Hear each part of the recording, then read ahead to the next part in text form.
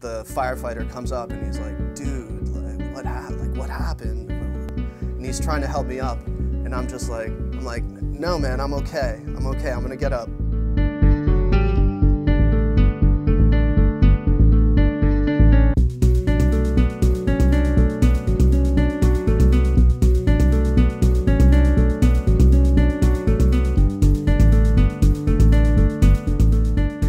Brian Hopkins' story is incredibly inspirational. We have all, and I don't care who you are, done things in our lives that have been regrettable and that could have turned out terrible. But rarely are you going to meet somebody who's been forced to pay such a price for one of those split-second decisions.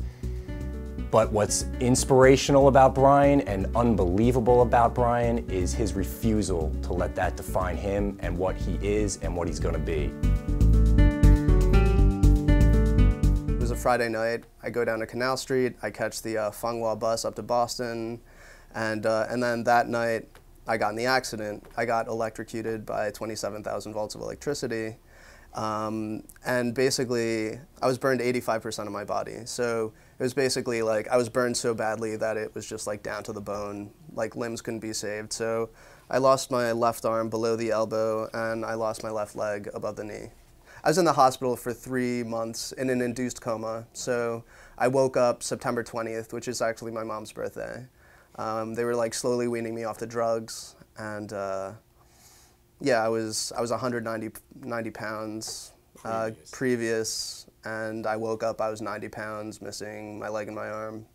And I didn't realize what had happened, you know. I was so drugged at that point, like I really had no memory of like anything. I remember having like really vivid dreams, like while I was in the coma itself, but when I woke up, the way that I found out actually that like I'd lost body parts was I guess like one day the nurse, she's like, okay, well now we have to move him because they were gonna move beds. Like I was moving out of the ICU, and so she's like, okay, now nurse, we have to move his leg, and I'm like, you mean legs, don't you? And she's like, no, honey, like you lost your leg, and I mean she didn't say you also lost your arm, right. You know, and I was like, what? I couldn't move and I couldn't feel most of my body. Right. Yeah, I mean, I was like this in bed. I couldn't lift my neck. I couldn't turn my neck. I couldn't turn my neck for weeks. As a parent, you couldn't be prouder of a guy like Brian. You're looking at a college graduate, a Yale graduate, who has job offers in Manhattan. He's got an opportunity in Europe to work, and the guy just wants to go to Europe with his friends for a couple of months, have some fun before he embarks on his career. And in an instant, an absolute instant, his life has changed forever. I did my undergrad at Pratt actually, and that was a 5-year program, and then after that I did my master's at Yale. Oh, okay. And I graduated from Yale when I was 24. You know, I used to I'd like not wearing shoes. I'd go running in the summertime. I worked out at least 5 times a week. I did a lot of yoga. I swam competitively for 18 years.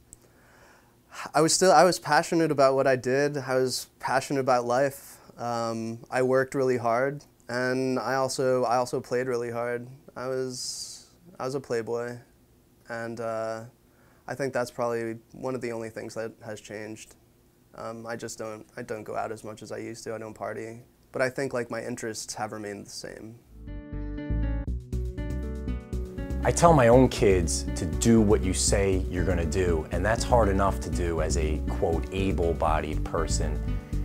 And Brian had every excuse in the world to give up on his dream and to really feel sorry for himself. And that's what makes his story incredible, because his dream to become an architect that he had from the time he was a little boy, I really think saved his life, because he was not going to let that die. I think that a lot of people aren't willing to challenge themselves because it's hard. And I think that most of us usually try not to challenge ourselves because we're either lazy or we're scared of what we're going to find when we do. I mean, from the time I was young, I really had a passion for drawing. I was always designing things, but I was very carefree, and I liked to draw. When I first got home, my mom and dad would give me showers. Like they had to bathe me. Like they had to, they had to like clean up after me after I went to the bathroom. Like it was really humbling. I mean, that was just motivation. Like I need to get out of here. I need to be on my own 2 feet again. Or my prosthetic foot, my real foot again.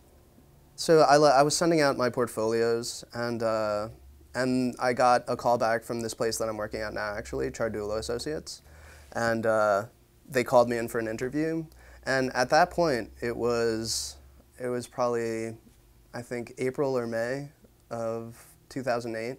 And so they called me in for the interview. At that point, I had a mock knee, which is like a basic mechanical swinging knee, and I didn't have an arm prosthesis yet.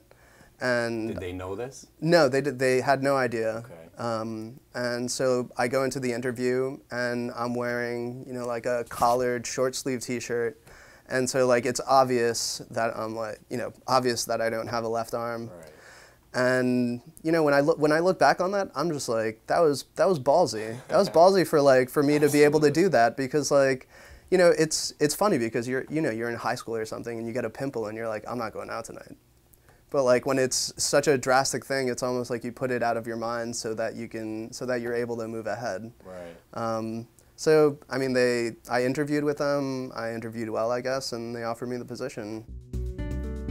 When you meet Brian, it's obvious that he's handicapped. He makes no bones about it. He's a guy that went on a job interview without his arm. He told us that it's okay to ask him about it. It's not okay to avoid it and not ask him about it. But what he doesn't want you to do, and what he himself refuses to do, is to be defined by his handicap. He's defined by his work and who he is.